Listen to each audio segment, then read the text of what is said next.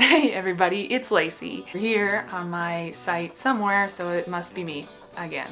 Just like the last videos that I've made about this cancer journey thing. I have a video for you that comes in 3 parts. Part 1, the foundation. Part 2, the surprise. And part 3, the gratitude. I'm a part of this organization called the DearJack Foundation. And what they do is they support adolescents and young adults, so people ages 16 to 39 who have been diagnosed with life-threatening illnesses. I became a part of them before my second admission in the hospital when I got my bone marrow transplant. DearJack was founded by a musician named Andrew McMahon. Maybe you know him from Andrew McMahon in the Wilderness. Don't be afraid, Cecilia, I'm the satellite, and you're the sky.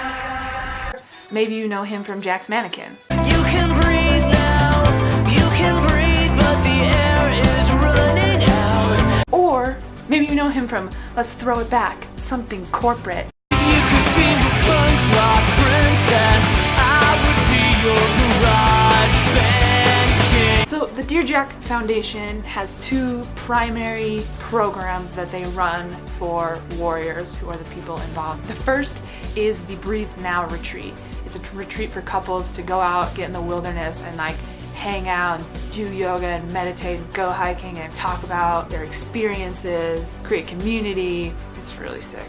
The other program that they have is this thing called Life List. Now there are warriors on Life List who have all types of cancer, and you can go to DearJackFoundation.org and read all of our stories. So every one of us has written a story about our experience, and then at the bottom we make a list of experiences or items that we find that cancer has put out of reach for us. I, naturally, being the biggest Taylor Swift fan, so I put Taylor Swift on my list. I was like, yo, if I could get hooked up with some Taylor Swift tickets, I would love that. So I kind of forgot about it after I put it on my list until I got a text from Katie a couple weeks ago in which she said, I'm working on buying your tickets. You guys, the DearJack Foundation gave me tickets to Taylor Swift. What? I have 2 tickets to go see Taylor Swift, and the first person I thought to bring was my nurse, Rita. So when I got these tickets, I had the idea to surprise Rita with them. So I grabbed my camera and I went and met up with Rita and we filmed this. This is Rita. Hi, Lacey's camera. I really wanted to build up the surprise when I was with her, so I asked her a few questions. Okay, do you remember when we met? Yes. Do you know what day it was? August 1st. I remember very clearly. Okay, what happened? You were getting your PICC line and the room was about 85 degrees. It was so freaking hot. I think I was the first nurse to have you.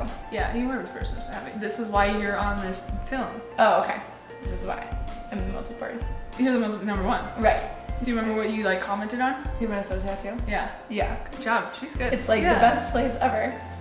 So in Wisconsin. Then I had to tell her a story. I had to tell her the story of what she did for me because it was important for me to be vulnerable with her and let her know that she made a crazy impact on my life and may not have even known it. We're both not very emotional, so then you showed up and it was like, I was like, God, thank God that she's young. You were like, oh, I see your Minnesota tattoo. Like, we need to talk about that. And I was like, you're from Minnesota? And you're like, yeah, but I'll be right back. And it was like the first time that someone had mentioned something about me and I was like, oh yeah, like I have this tattoo, like that's a part of me. Right. And it just reminded me that I still existed and I owe you so much for like reminding me of that. Oh. I know. So then was the surprise. I had to bring her to an emotional peak. You know me, dramatic. And then I surprised her. Bam, we're going to Taylor Swift. You know I'm a part of DearJack. Yeah. The other week, Katie called me and she's like, we're fulfilling one of your things. And I was like, that's freaking sweet. She talked to me about the whole thing and I was like, I have to go with Rita. And so I have Taylor Swift tickets Are you kidding for the me? floor and I want you to come with me. Yes. Oh my God, yes. Yes. Perfect.